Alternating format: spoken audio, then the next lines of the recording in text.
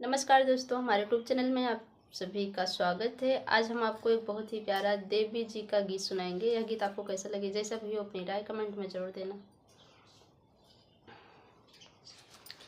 नव दिन के नवरात्र आइल बमाई, नव दिन के नवरात्र आइल बमाई।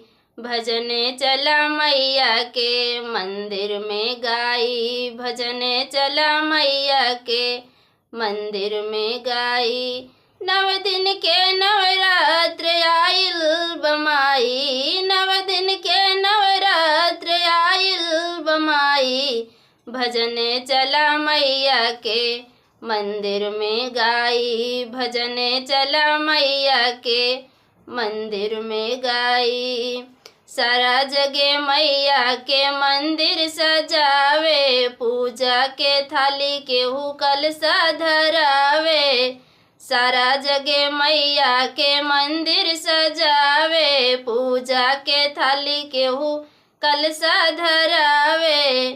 मिलके करे मैया भवन के सफाई, मिलके करे मैया भवन के सफाई। भजने चला मैया के मंदिर में गाई, भजने चला मैया के मंदिर में गाई।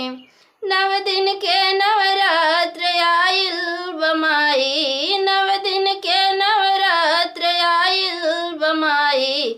भजने चला मैया के मंदिर में गाई, भजने चला मैया के मंदिर में गाई। केहू विंध्याचल केहू मैहर के धमामा, केहू मैया ज्वाला केहू वैष्णो भवनमा। केहू विंध्याचल मैया मैहर के धमामा, केहू मैया ज्वाला केहू वैष्णो भवनमा।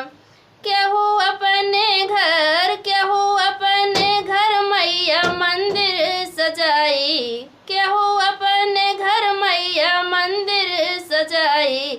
भजने चला मैया के मंदिर में गाई, भजने चला मैया के मंदिर में गाई। नव दिन के नवरात्र आइल बमाई, नव दिन के नवरात्र आइल बमाई। भजने चला मैया के मंदिर में गाई, भजने चला मैया के मंदिर में गाई।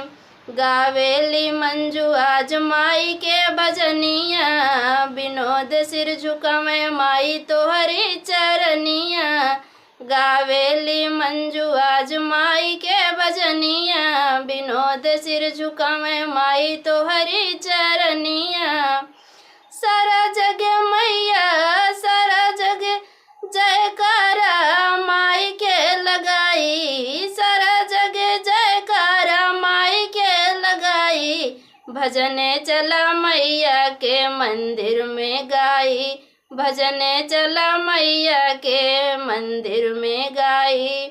नव दिन के नवरात्र आइल बमाई, नव दिन के नवरात्र आइल बमाई। भजने चला मैया के मंदिर में गाई, भजने चला मैया के मंदिर में गाई।